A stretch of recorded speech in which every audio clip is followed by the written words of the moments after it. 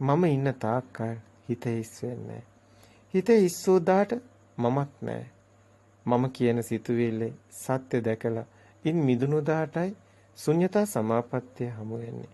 ශුන්‍යතා විහරණයටපත් වෙන්නේ. අන්නේ දාටයි. අපි මේ සිතින් මිදුණු ශුන්‍යතා විහරණය ගැන කතා කරන්න ඕනේ. මේ සිත ගැනයි මනෝපුබ්බංගම ධම්ම මනෝසෙට්ටා මනෝමය.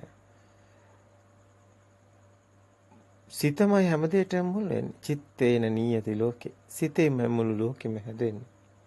සිත හැදෙන්නේ සලආයතන ලෝකෝ සලආයතන නිසාමයි. සිත කියන්නේ නැති දෙයක් ඇති කර ගැනීමමයි. තියනවා කියලා ගත්ත හැඟීම දෘෂ්ටිය පමණයි මම කියන්නේ. මම කියන සිතුවිල්ල දෘෂ්ටියක්, මායාවක්. හැබැයි ඒක අවබෝධ කරන්නේ කොහොමද? දැන් සිතින්මයි සිතේ මායාව අවබෝධ කරන්න වෙලා තියෙන්නේ. ඒක හිතන තරම් ලේසි නෑ. මොකද සිත නැති වෙනකොට සියල්ලම නැති වෙනවා. ශුන්‍යතාව විහරණයටපත් වෙන්නේ. ශුන්‍යතාවයයි ඉතුරු වෙන්නේ.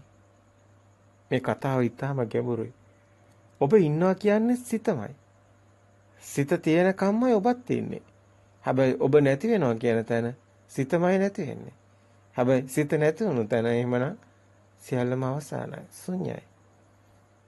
දැන් ඔබ කැමති වේද ඔබ නැති වෙනවට? ඒ කියන්නේ සිත නැති වෙනවට කැමතිද? නෑ නේද? මේ බුදුදහම කොයි තරම් ගැඹුරුද? ධර්මයේ කියන්නේ ඇත්තටම මේ සිතමයි.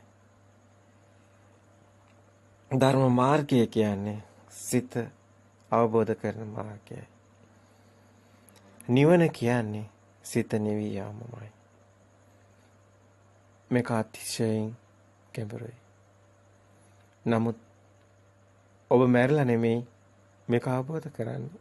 ඊටත් වැඩිය ගැඹුරු කාරණාවක් ඒකයි. ඔබ ජීවත් වෙනකොටම මේ ශරීරයේ තියෙනකොටම ඔබ මේ සත්‍ය අවබෝධ කරනවා. සත්‍ය අවබෝධ කරගෙන සංකිතේ නිබ්බිදා අවබෝධයෙන් නිවන් දකිනවා. අන්න එතනයි ඥානයක් තියෙන්නේ. ඥානය කියන්නේ සිත නෙමෙයි කියන්නේ. ඥානය කියන්නේ සිත වුණොත් ඥානයත් සිතත් සමගම නැති වෙන්න ඕනේ. ඥානය කියන්නේ සිහියයි නුවණයි. සිහියයි නුවණයි තව ටිකක් ගැඹුරින් ගැඹුරට වර්ධනේ වැඩුණු තැනයි අභිඥා කියන්නේ. සිත කියන්නේ එහෙමනම් ඒ විඥානයයි. සිත කියන්නේ විඥානයයි. එයමයි මායාව. මා රූප මංච විඥාන. සිතේ මේ සත්‍ය දකීම සිතේ සත්‍ය දකිනකොට සිත නැති වෙනවා. අන්න ඒතනයි ප්‍රඥාව තියෙන්නේ. සිතේ සත්‍ය දකින්නවා කියන්නේ සිතේ සත්‍ය දකින්න තැන සිතේ අනිත්‍යයි දකින්නේ. මේ සිතේ අනිත්‍ය දකින තැන දුක්ඛයි මිදෙන්නේ. දුකයි නැති වෙන්නේ. දුක නැති වෙන තැන දුකක් කොයින්ද? දුක නැති වෙන තැන සාන්ත සුවයයි හමු වෙන්නේ. ඒ කියන්නේ නිවන් දකින තැන සාන්ත සුවයටපත් වෙනවා. ඒ කියන්නේ දුකෙන් මිදෙනවා. දුකෙන් මිදෙන මඟ නිවන් දකින මඟයි. දැන් සිතට තේරෙන්නේ නැහැ. ඒ කියන්නේ සාමාන්‍ය මිනිස්සෙකුට තේරෙන්නේ නැහැ. දුකෙන් මිදෙන මඟ, සිතින් මිදෙන මඟ, අනිත්‍ය දකින තැන සාන්ත සුවයක් තියෙනවා කියලා. අනිත්‍ය කියන තැන සාමාන්‍ය මිනිස්සයා හිතන් ඉන්නේ අනිත්‍ය කියන තැන දුකයි තියෙන්නේ කියලා. නෑ, ඒක වැරදි. ඒක පෘථග්ජන පුහුදුන් මනසට තේරෙන්නේ නැතිකමයි තියෙන්නේ. ලෝකෝත්තර භූමිය තුල ලෝතුරු සොයටපත් වෙන කෙනා ආර්ය භූමියේදී ඒ කෙනා දකින්නේ සිතේ අනිත්‍ය කියන්නේ බාහිර බඩු මුට්ටු වල අනිත්‍ය නෙමෙයි. බාහිර බඩු මුට්ටු වල අනිත්‍ය ගැනයි කතා කරන්නේ ලෞකික භූමියේ අනිත්‍ය කියලා. නමුත් ලෝකෝත්තර භූමියේ අනිත්‍ය කියන්නේ බාහිර බඩු මුට්ටු කැඩෙන බිඳෙන එක නෙමෙයි. ඒ දෙකක්. ලෝකෝත්තර භූමියේ අනිත්‍ය කියන්නේ මේ සිත හැදෙන තැනයි සිතයි අනිත්‍ය වෙන්නේ. සිතේ සත්‍ය ස්වરૂපයක් තියෙනවා. ඒ ස්වરૂපය දැක්කොත් සිත මිදෙනවා. සිත සිතින් මිදෙනවා. සිතයි අල්ලගෙන ඉන්නේ. එතන ආතතියක් තියෙනවා. එතන තියෙනවා අபிසංකරණයක් තණ්හාවක්. නමුත් අල්ල ගැනීමයි උපාදානේ. ඒ ස්කන්ධයක්මයි අල්ලගන්නේ. වේදනා සංඥාමයි. නමුත් වේදනා සංඥා සංකාර විඥාන අල්ල ගැනීමමයි උපාදාන ආතතිය සිතේ බර තද ගතිය තණ්හාව. හැබැයි සියල්ලම එක මිටියටම ගැලවිලා යනවා. සත්‍ය දකින්න තැන. සත්‍යයි මෙතන වැදගත් වන්නේ. ඒ කියන්නේ අවිද්‍යාවට විද්‍යාවයි. අවිද්‍යාව ඝන අන්ධකාරයේ අතීතක් ඔබ ඉන්නේ දුක තුලමයි. ඒ කියන්නේ මෙරි මෙරි උපදින සසරක් ඔබ විසින් කර්මයක් විපාකයක් අදාගෙන ඉන්නවා. නමුත් මේ සියල්ලකින්ම මිදෙනවා ඔබ සිතේ ඒ අවිද්‍යාව නැමැති නොදන්නකම නැමැති තැනට සියල්ල සත්‍ය දැන ගැනීම ඒ වෙනුවට සත්‍ය ආපු දිනට සත්‍ය ඔබේ සිත අවබෝධ කරපු දවසට සියලුම අවිද්‍යාව ඝන අන්ධකාරේ මැකිලා යනවා. සත්‍ය කියන්නේ මහා ආලෝකයක්. ඒක මේ අවිද්‍යාව අන්ධකාරයේ ඉන්න ලිම්මැඩියට ලිඳෙන් එළියට එන්න කැමති නෑ වගේ. එයා ඉන්නේ බයේ බීතියේ. සිත බයයි මම නැති වෙයි කියලා. අතරම මේකේ ඇත්ත කතාව එහෙම දෙයක් වෙන්නේ නෑ.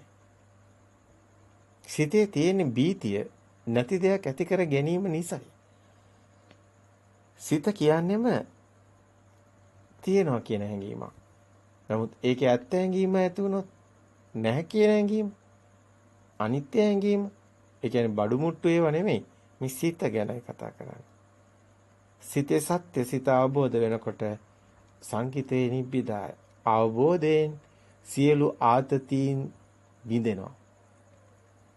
උපාදානේ තියෙන තද ගතිය ආතතිය විඳෙනවා. ඒ නිස්සරණය තුළ මේ අත්හැරීම තුළ ඒ සිතින් අත්හරින්නේ සිතයි අත්හරින්නේ ඒ නිස්සරණේ කියන්නේ සිත අත්හැරීමයි.